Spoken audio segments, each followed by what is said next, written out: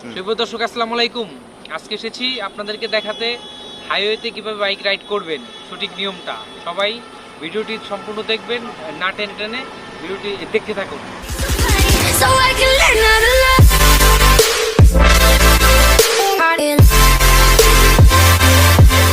বন্ধুরা, ভিডিওটি শুরু করা যাক। অনেকে বাইক রাইড করার সময় এভাবে বসে, এভাবে মাঝখানে ফাঁকা রেখে বাইকটা চালায়। আসলে কিন্তু এভাবে বসার নিয়ম না। বাইক চালানোর সময় অবশ্যই এই বাইকের ফাঁক থাকবে না। তাহলে কি হবে, যখন কোনো প্রবলেম পড়বে, আপনি এখানে গাড়ি লাগতে পারে, তখন বুঝবেন যে এখানে ফাঁক রাখতে হবে। এটা কখনোই ভুলে ওটা ফাঁক রাখা যাবে না।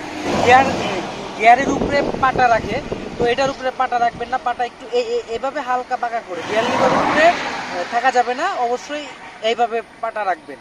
অনেকে বাইক রাইড করার সময় ব্রেক লিভারের উপরে পাটা রাখে।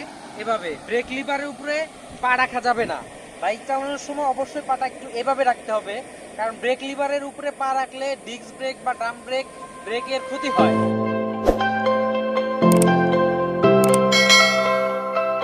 বাইক রাইড করার সময় অবশ্যই লুকিং গ্লাস ফলো করবেন, ইন্ডিকেটর সুইচ ব্যবহার করবেন, কখনো রিস্ক নেওয়া যাবে না।